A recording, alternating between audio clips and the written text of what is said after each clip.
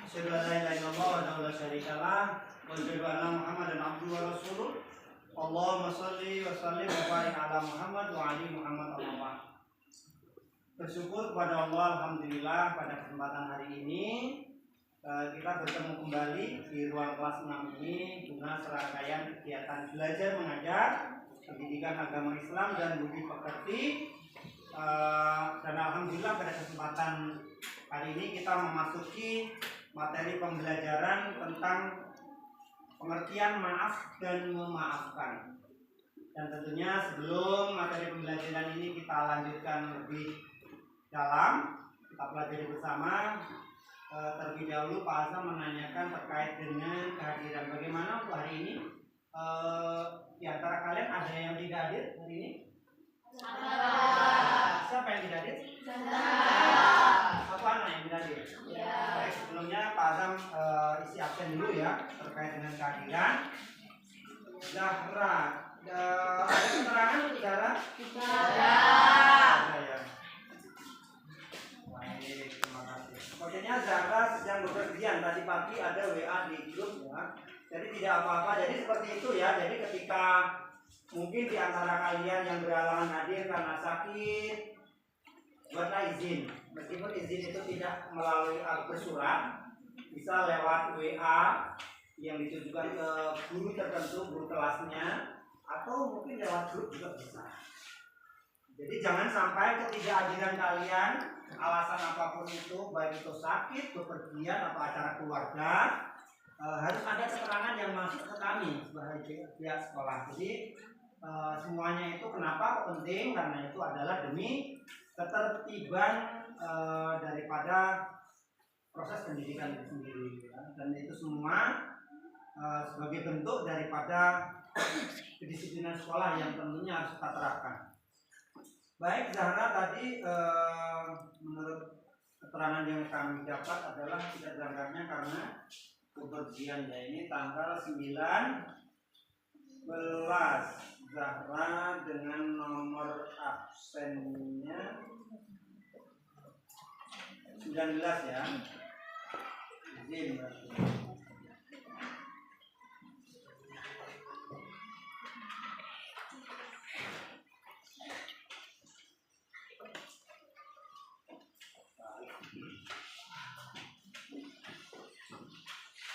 Gimana kondisi saat ini di musim cuaca yang tidak menentu, terutama ini kan lagi musim kemarau.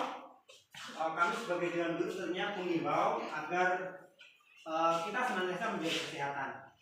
Kenapa kok harus menjaga kesehatan? Karena itu penting sekali. Kita bisa sekolah, kita bisa belajar, bertemu dengan teman, dengan guru di sekolah ini karena kita sehat. Kalau kita nggak sehat, misalnya nggak sakit suatu pilek atau mungkin badannya panas sehingga kita nggak bisa sekolah. Artinya kita untuk pendidikan atau kegiatan belajar kita tentunya akan terhambat. Jadi guna untuk menunjang kelancaran belajar kita tentunya pandai-pandailah kita dalam situasi dan kondisi apapun yang bagaimanapun tetap penting untuk menjaga kesehatan. Tapi sekarang ini di musim atau di iklim yang tidak menentu, yang panasnya luar biasa, ketika mulai pukul 10 pagi aja udah terik. Artinya kita perlu menjaga kondisi, makan teratur, minum makan tidak sembarangan tentunya. Terutama yang jadi catatan adalah banyak-banyaklah minum air putih. Jangan sampai kita ini kekurangan cairan. Karena air putih itu sangat membantu untuk kesehatan. Bukan berarti kok nggak boleh minum es, bukan berarti nggak boleh minum kopi, boleh. Tetapi ingat, air putih kadar yang harus masuk ke dalam tubuh kita jangan sampai berkurang. Karena apa? Terutama di iklim panas seperti ini, tubuh kita kan akan banyak mengeluarkan keringat, betul ya? Apalagi aktivitas kita sekolah misalkan ada jam di mana seperti tadi pagi kalian belajar olahraga, otomatis menguras keringat. Nah, perlu yang namanya banyak minum air putih. Boleh dari rumah bawa, walaupun hanya sebotol aqua ataupun sebotol minuman mineral yang lainnya. Artinya itu semua demi untuk menjaga stamina kalian. Pak, boleh nggak minum es? Boleh. Artinya apa? Yang penting kita ini kadar minumnya tidak over atau tidak berlebihan. Minum kopi, mau minum apa aja boleh. Makan, tetapi tetap pola makannya kita harus sehat. Makan jajan silakan. Tetapi ingat, sebelum perut kita ini dimasukin oleh makanan-makanan jajanan dengan yang kita beli, ya, baik itu di kantin sekolah maupun di luar sekolah, itu harus ada makanan bergizi dulu yang sudah masuk. Artinya sarapan pagi. Ingat ya, karena menurut ilmuwan, terutama untuk ahli kesehatan itu, makan yang bagus di pagi hari itu tidak boleh lebih dari pukul 9 pagi. Jadi minimal, meskipun hanya sekedar 3 sendok nasi, itu sudah ada harus yang masuk ke dalam tubuh kita. Jangan sampai kita datang ke sekolah itu nggak ada sedikit pun nasi, makanan pokok itu yang masuk ke dalam tubuh kita. Karena kita hidup di Indonesia khususnya ya, di alam tropis ini kan makanan atau bahan pokok makanan kita kan beras. Jadi kita udah terbiasa yang makan yang namanya nasi. Mungkin berbeda ketika kita ini lihat di daerah-daerah Timur Tengah, misalnya seperti di Arab Saudi. Di sana kan makanan pokok atau bahan pokoknya bukan nasi ya, tapi gandum. Maka mereka makan roti. Kalau kita mungkin ya ada sih, mungkin sebagian dari kita mungkin golongan menengah ke atas ya. Itu kalau pagi sarapannya cukup minum air susu, 1 gelas air susu dan roti. Boleh apa? Ya boleh. Artinya jangan sampai berangkat ke sekolah itu dalam kondisi perut kosong. Oke, paham ya? Bisa dimengerti ya? Sebagai motivasi awal, mengawali kegiatan belajar supaya semangat belajar. Jangan sampai kita ini belajar apapun itu ya, artinya bukan hanya untuk menyampaikan tentang kesehatan ini bukan hanya guru penjas saja ya, tapi guru PAI pun boleh menyampaikannya, karena ini kita mau belajar, mau semangat belajar. Kalau badan kita lemes, badan kita nggak punya tenaga, kan kita nggak semangat, benar ya? Sedangkan menjaga kesehatan itu juga memang syariat atau tuntunan agama Islam, menjaga kesehatan. Baik, selanjutnya mungkin kita akan pelajari terkait dengan materi pembelajaran memaafkan ya. Sebenarnya kemarin di pertemuan yang kemarin sudah pernah Pak Azam sampaikan, walaupun belum selesai, artinya belum full, tetapi sedikit sudah Pak Azam singgung bahwasannya kita dalam kehidupan itu pasti tidak bisa hidup sendiri. Artinya kita pasti akan bersinggungan atau berdampingan dengan orang lain. Baik itu orang lain itu yang sejalan dengan pemikiran kita, yang seakidah dengan kita, maupun yang beda. Namanya kehidupan bermasyarakat itu kan, kita tinggal di bumi Nusantara ya, Indonesia ya. Iya. Yang dimana banyak di antara kita tuh yang berbeda agamanya, berbeda adat istiadatnya, sukunya dan sebagainya. Tentunya pasti kita bersinggungan dengan masyarakat. Artinya kita ini makhluk sosial yang dimana kita ini hidup tidak bisa sendiri, kita butuh orang lain. Dan ketika kita ini butuh orang lain, kadang-kadang kita ini sengaja nggak sengaja, baik itu melalui ucapan kita, melalui sikap kita, itu kadang-kadang ada yang bisa diterima oleh orang lain, namun ada juga yang orang lain itu nggak bisa menerima dari apa yang kita sampaikan maupun apa yang kita lakukan. Baik menurut kita, kadang-kadang orang itu menganggapnya bukan sesuatu yang baik. Dan tentunya kadang-kadang kita ini kan pasti ya, kadang dalam kehidupan gini aja, kadang kehidupan yang paling dalam rumpun yang paling sempit aja lah, dalam keluarga. Misalkan Aziz itu dalam keluarga ada ayah, ada ibu, ada kakaknya ada yang menikah, mungkin kakaknya juga ada yang belum, yang masih sekolah, ada mungkin adik. Ada adik nggak? Nggak ada. Oke. Jadi berarti Aziz di dalam keluarga itu anak yang paling kecil lah, yang paling kecil. Artinya dalam keluarga pun kadang-kadang terjadi yang namanya sebuah permasalahan. Baik itu permasalahan itu timbul karena disengaja maupun tidak disengaja. Mungkin karena makanan yang disuguhkan oleh ibunya kurang pas dengan Aziz, atau sebaliknya makanan yang disuguhkan, yang disiapkan oleh ibunya itu nggak sesuai dengan kakaknya, sedang Aziz cocok.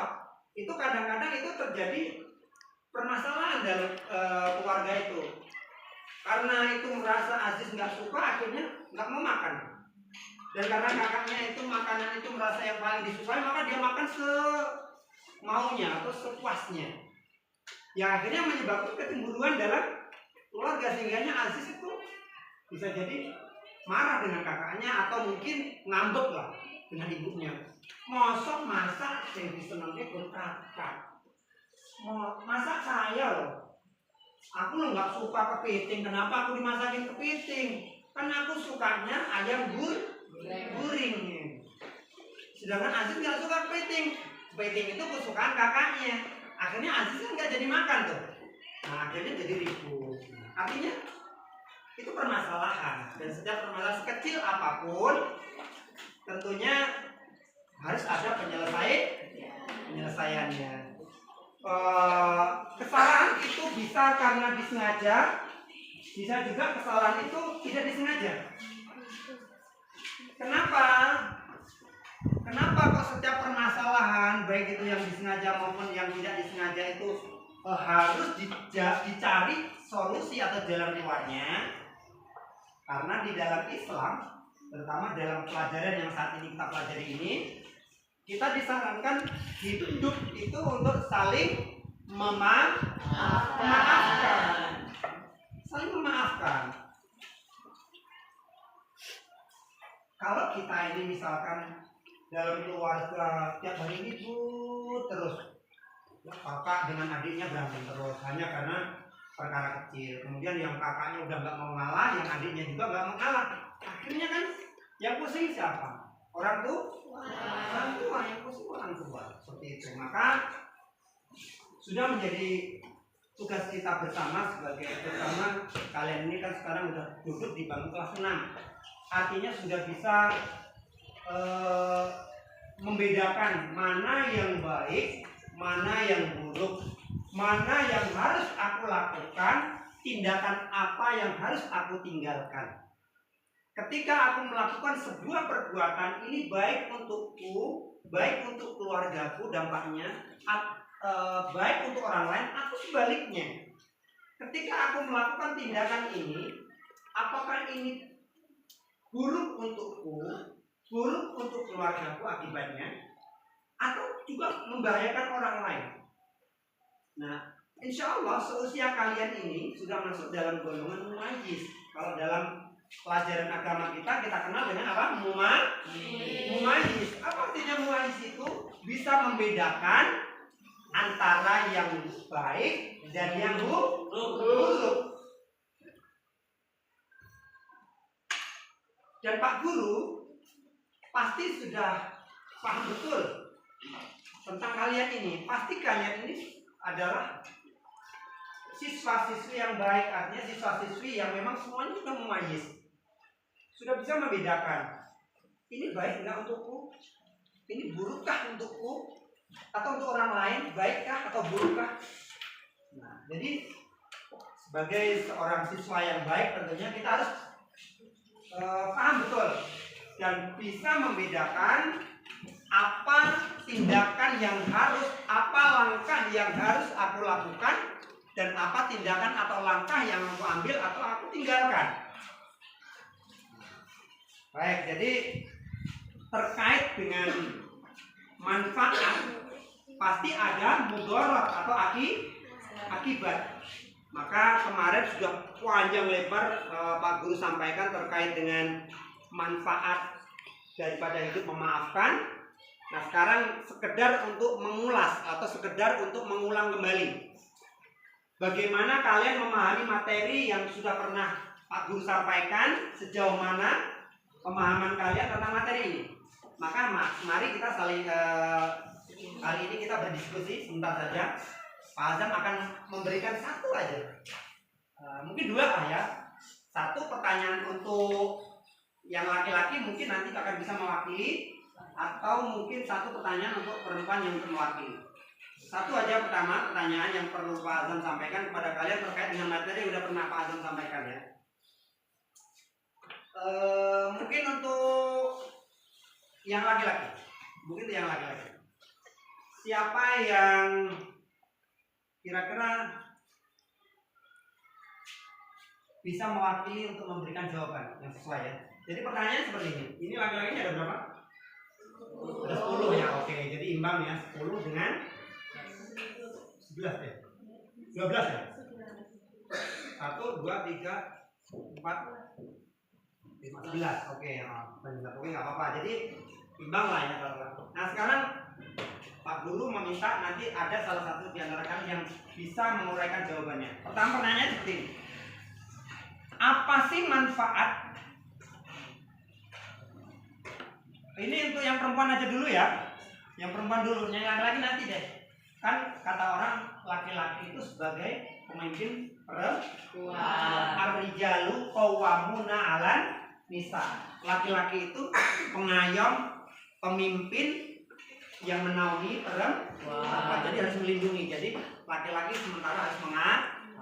Oke ya, setuju ya? Sekarang yang perempuan dulu aja. Pertanyaannya seperti ini, siapa nanti yang akan mewakili? Bisa tunjuk, angkat jarinya. Apa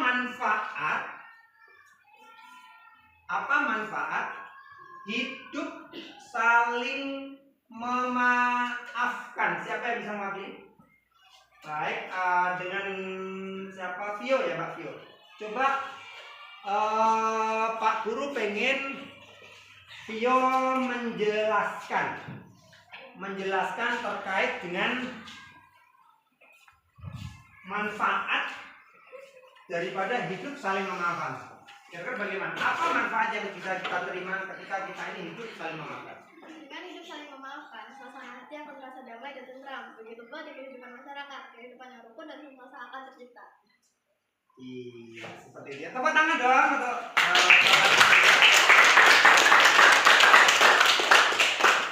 ini jawaban dari teman kalian Vio. Jadi memang benar ya. Jadi ketika kita ini hidup saling memaafkan, artinya kan hidup itu pasti kita bersinggungan dengan orang lain. Sengaja atau nggak sengaja kita ini kadang-kadang pasti membuat orang lain itu jadi tersinggung melalui ucapan kita atau sikap kita. Maka ketika kita ini hidup, kalau kita ada salah kepada orang lain, kita segera meminta maaf kepada orang tadi, atau begitu pula sebaliknya orang lain yang bersalah kepada kita, sengaja nggak sengaja kita memberikan maaf, maka dalam kehidupan ini akan terasa lebih damai, hidup itu akan lebih tenang kayak gitu ya, seperti itu. Nah tentunya dibalik dari sebuah manfaat pasti ada akibat atau sesuatu yang tidak baik. Maka yang kedua Pak Guru akan memberikan pertanyaan dan tolong ini dijawab dari yang laki-laki. Nanti siapa? Tolong mungkin ada yang mewakili. Pertanyaan seperti ini. Sekali lagi terima kasih ya untuk Vio telah memberikan jawaban dengan bagus dan sempurna. Ini mudah-mudahan menjadi pemicu, artinya materi yang udah Pak Guru sampaikan berarti sudah masuk ya, artinya materinya sudah bisa ditelaah. Yang kedua, apa yang akan terjadi? Ini kira-kira siapa yang siap untuk menjawab nanti ya? Tolong angkat jarinya. Apa yang akan terjadi jika kesalahan seseorang itu, yang kesalahan terhadap kita itu, kita enggan untuk memberinya maaf? Siapa di antara kalian yang bisa memberikan jawaban? Oke, silakan.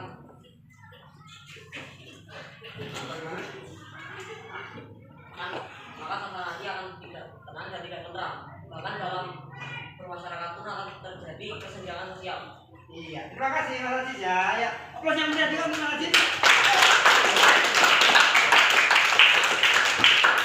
Jadi seperti itu. Yang terjadi, misalkan begini aja. Tetangga Pak Guru itu ada yang berbuat salah kepada Pak Guru. Mungkin merusakkan tanaman atau mungkin apalah yang artinya itu merugikan dalam kehidupan Pak Guru. Kalau Pak Guru ini nggak punya sifat pemaaf, artinya Pak Guru ini pendendam, ya, pendendam, maka kesenjangan dalam kehidupan itu pasti akan terjadi. Artinya apa? Hidup itu akan jadi nggak tenang. Mungkin kalau ketemu aja kita jadi salah tingkah gimana? Yang seharusnya kita bertemu biasanya berpapasan, saling tegur sapa, akhirnya apa? Menghindar. Tadinya mau ketemu jadi lewat jalan lain karena nggak mau ketemu.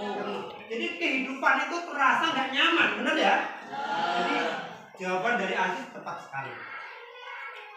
Maka kalau kita ini ada kesalahan orang kita nggak memaafkan, begitu pula sebaliknya, maka yang ada dalam kehidupan itu hanya berkecamuk perasaan dendam.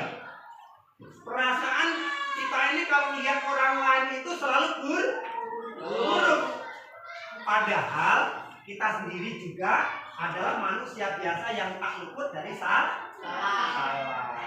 Seperti itu. Ya. Jadi mungkin untuk pertemuan kali ini dari apa yang Pak Azam sampaikan, Pak Azam sangat mensupport dari tanggapan jawaban walaupun hanya 2 pertanyaan yang Pak Azam sampaikan ini, artinya berarti materi yang selama ini Pak Guru sampaikan kepada kalian betul-betul kalian pahami dan kalian mengerti. Jadi mudah-mudahan artinya kita belajar pendidikan agama, kita berdiskusi seperti ini, semuanya tujuannya adalah untuk apa? Agar kita ini menjadi betul-betul tujuan daripada dunia pendidikan itu tercapai, yaitu menjadi pribadi bukan hanya berprestasi tetapi juga berakhlak mulia. Mungkin itu saja pertemuan kali ini yang dapat Pak Guru sampaikan. Mudah-mudahan kita bisa bertemu kembali di pertemuan yang akan datang, dan tentunya dengan materi-materi yang lebih menarik dan menantang. Sekali lagi atas segala kekurangan dan kehilafan dari apa yang Pak Guru sampaikan, Pak Guru mohon maaf yang sebesar-besarnya, dan Pak Guru ucapkan